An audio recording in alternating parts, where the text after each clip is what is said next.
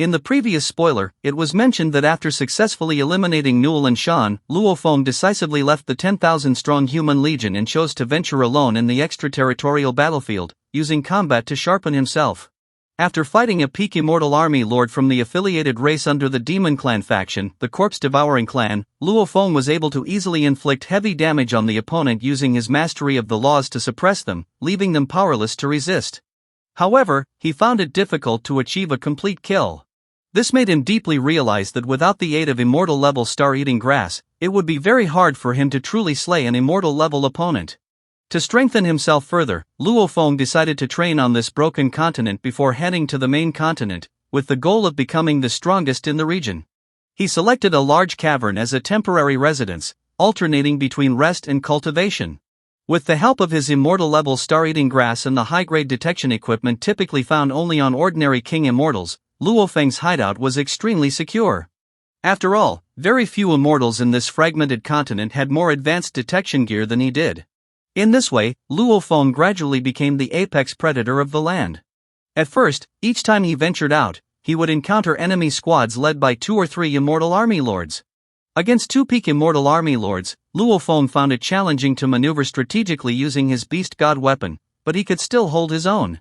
However, when 3 peak Immortal army lords appeared, he would risk being surrounded and even face possible defeat. At such times, he would resort to close-quarters combat with his sword blade, using overwhelming force to tear through the enemy ranks, often forcing them to self-destruct parts of their divine bodies just to escape. With the star-eating grass's aid, Luo Feng's kill efficiency remained staggering. Of course, with his strength, Luo Feng didn't bother targeting ordinary warriors at World Master level and below.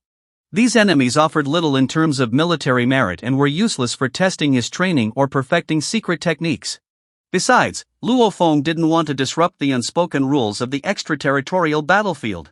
Even so, as his number of appearances increased, Luo Feng's fearsome title of Star-Eating World Master began to spread rapidly across the continent fragment, striking fear throughout. Alien armies began traveling in tightly packed groups, increasing the number of Immortal warriors in each squad to improve their chances of survival when facing the terrifying World Master. In their eyes, as long as the number of Immortal-level powerhouses multiplied, no matter how strong Luo Feng was, he was still only a World Master and had not yet reached the Immortal realm, so there was still a chance to win. In fact, their reasoning wasn't entirely wrong. It is worth mentioning that after an Immortal-level powerhouse's divine power becomes ethereal, its attacks inherently possess the effect of striking the soul. In other words, even if they are not illusionists or skilled in soul secret techniques, the ethereal Immortal divine power alone can unleash a certain degree of soul attack. Generally speaking, a World Master with profound comprehension of the laws, supported by the original laws, has a will strong enough to resist the soul assault of a single Immortal army lord. However, when multiple Immortals launch a coordinated soul attack, even a World Master with formidable willpower can hardly avoid disruption. Their movements become sluggish, combat effectiveness drops, and they may even be unable to escape. Under normal logic, for a World Master to retreat unscathed from such a siege is already incredibly difficult. To kill one of the Immortal attackers in return would be nearly impossible. But what the alien Immortal army lords hadn't anticipated was that the Luo Feng they faced was no ordinary man. His resistance to soul attacks far exceeded that of others at his level. Even when attacked by over a dozen Immortal army lords simultaneously, his will remained unshaken. What they didn't know was that the soldier-grade armor Luo Feng wore not only had exceptionally strong physical defenses, but also possessed special properties that countered soul attacks. The soul shocks that were meant to pierce directly into his sea of consciousness were greatly weakened upon passing through the armor. Combined with Luo Feng's own mastery of soul defense techniques, almost none of the attacks could truly affect his mind or movements. Moreover, Luo Feng had cultivated a soul defense technique created by the universe overlord Shi Luo Duo, known as Beast God Roar. This technique was vastly superior to the Void Tower. The Void Tower functions as a passive defense, merely withstanding and enduring until the enemy's soul attack is exhausted. Beast God Roar, in contrast, is an active defense. It manifests a phantom of the Beast God that roars to shatter all soul attacks attempting to invade the consciousness. To put it simply, the Void Tower is like a sturdy city wall, while Beast God Roar is a fortress with both offensive and defensive capabilities. Between the two, the latter naturally offers superior protection. Even so, the sheer increase in the number of Immortal enemies inevitably reduced Luo Feng's kill efficiency. His accumulation of military merits slowed down as a result, but Luo Feng didn't mind. After all, he had already planned to stay in the extraterritorial battlefield for an extended time and was never in a hurry to earn military merits. On the contrary, the mounting pressure from so many immortal-level enemies only pushed him to further temper himself. In the life-or-death struggle, he became more aware of flaws in his techniques, which he could then refine and perfect. He even treated one of the demon armies as his sparring partner. Whenever he made progress in his blade techniques, he would actively hunt them down the moment they left their base, and once, he even succeeded in killing one of their immortal commanders. This demon race army had never realized that their base had long been exposed within Luo Feng's detection range. Every one of their movements was instantly captured by Babata and relayed to Luo Feng in real time. They mistakenly believed that it was simply bad luck that led them to be repeatedly ambushed and attacked by Luo Feng. Of course, during Luo Feng's 100 years of solo combat, things weren't always smooth, especially after the number of enemy immortal army lords suddenly increased. As his reputation grew, some alien armies began deliberately setting traps specifically targeting him. Although Luo Feng could usually detect these traps in advance thanks to his advanced detectors, he would still sometimes walk into them on purpose to test his progress in cultivation, only to end up in extremely dangerous situations. One such instance was especially perilous. What appeared to be an ordinary army turned out to be an escort unit for a World Master-level Zerg queen. Suddenly, hundreds of thousands of Zerg warriors launched a coordinated strike, a force powerful enough to severely injure even a low-tier king immortal, let alone Luo Feng, who was only at the World Master level. Though he activated his Beast God weapon to defend with full force, the backlash was still overwhelmingly powerful. Even with his soldier-grade armor protecting him, Luo Feng was instantly shattered into dust. However, in the eyes of the Zerg Queen, Luo Feng appeared completely unharmed, leading it to mistakenly believe he had mastered some kind of incredible secret technique. It immediately ordered a retreat. In fact, Luo Feng had saved himself by instantly deploying his Masha clan clone from within his world ring. The disguise was so perfect that even Universe Venerables could barely detect it, let alone a mere World Master level Zerg Queen. Taking advantage of the confusion, Luo Feng swiftly withdrew from the battlefield. Of course, if it had come down to a full-on fight, Luo Feng would still have had a significant advantage. After all, one of the many trump cards in his arsenal included a Zerg hive housing 1,000,000 units of king-level Zerg warriors. When Luo Feng first requested it, Irina's astonishment and barely hidden excitement made it clear, even within the Zerg race, not every Zerg queen was granted such immense resources or status. Normally, unless one is a core member of the Zerg race, it's impossible to possess such a massive insect army. And a queen who can command such a force is undoubtedly of extraordinary rank within the Zerg hierarchy. Precisely because of this, Luo Feng's decision to retreat so as not to needlessly consume Irina's strength was undoubtedly the wisest choice. Then you may be curious why, during Luo Feng's previous battles with the enemy's immortal-level warriors, their subordinates didn't launch a collective energy attack to seriously injure him? In fact, it wasn't that they were unwilling, but they simply weren't capable of doing so. These warriors were all independent individuals with self-consciousness and are far from being like the Zerg warriors who are controlled by the unified consciousness of the Queen, allowing them to concentrate their energy on a single point and maximize their attack power without any internal conflict. In contrast, a legion of independently conscious beings, if unable to achieve perfect coordination, would already be doing well to retain 80% of their combined power after the mutual offset of energies when attempting a joint attack. More importantly, 90% of soldiers in a typical army are only at the universe level. Such energy attacks are essentially meaningless in battles involving immortal-level beings. Worse yet, being too close to the battlefield risks them getting annihilated by the shockwaves alone. So, once Luo Feng locks onto a target and initiates an assault, all World Master level and lower soldiers retreat to at least 1,000,000 kilometers away to avoid being caught in the crossfire. Through years of combat tempering, Luo Feng's accumulated battle experience allowed him to continuously refine his blade techniques, causing his strength to improve by leaps and bounds. Even many alien immortals began to realize that fighting Luo Feng was becoming increasingly difficult. After 100 years, he finally built upon the foundation of the hidden Shadow 7 blades, evolving and crafting a new, far more powerful 7-style blade technique. After all, the old technique no longer matched Luo Feng's current level of law comprehension, it could no longer fully unleash his combat potential. Only a self-created technique could be perfectly tailored to his strengths and draw out his full power. Once the new blade technique took shape, Luo Feng was eager to test it in real combat. After all, only true battle could expose flaws in his secret technique and allow it to be polished and perfected.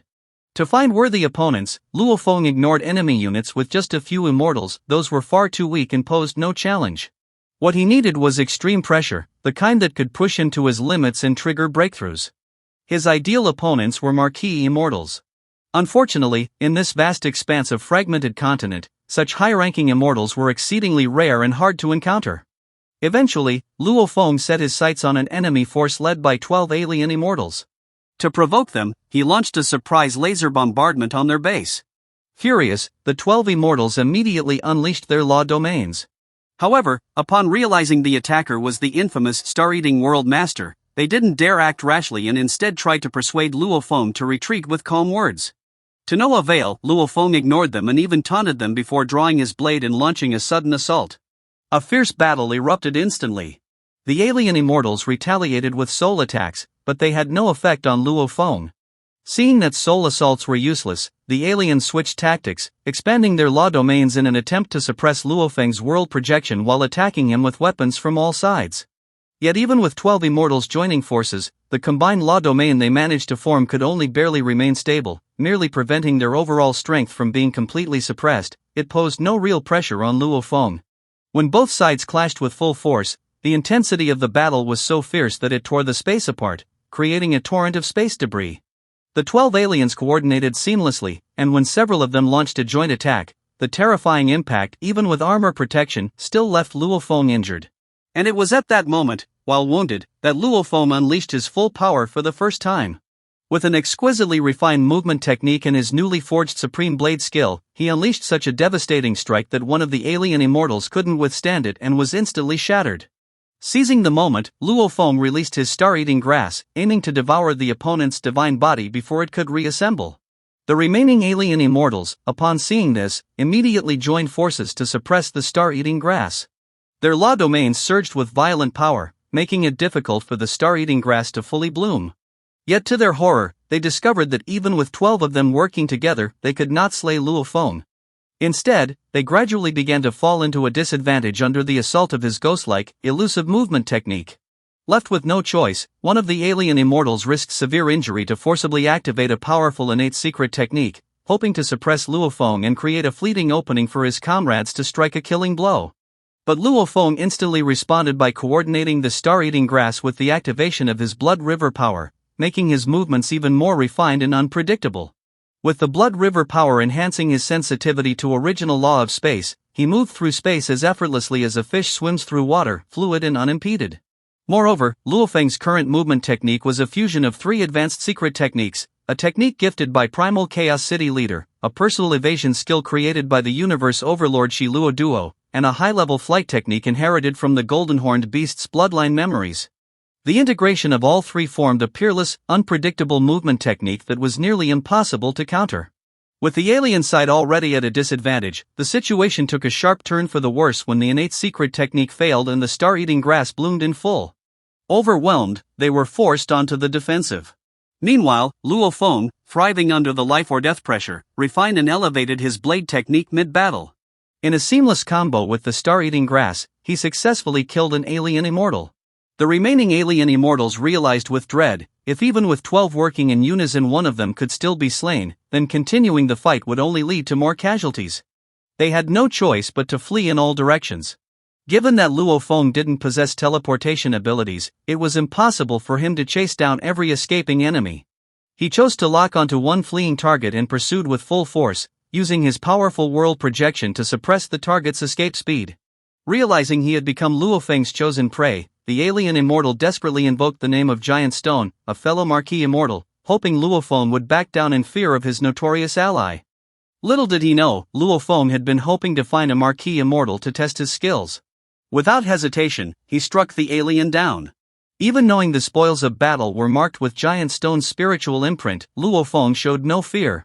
He took the loot and actively traveled to a cave dwelling, waiting calmly for Giant Stone to come find him. During the days waiting for Giant Stone's arrival, Luo Feng did not waste time but continuously reflected on the gains and losses of his battles, persistently refining the new blade technique he created. However, during this process of improvement, he discovered a problem. Although the new blade technique had taken shape, it could not produce the same intimidating pressure effect as the first form of the Beast God weapon.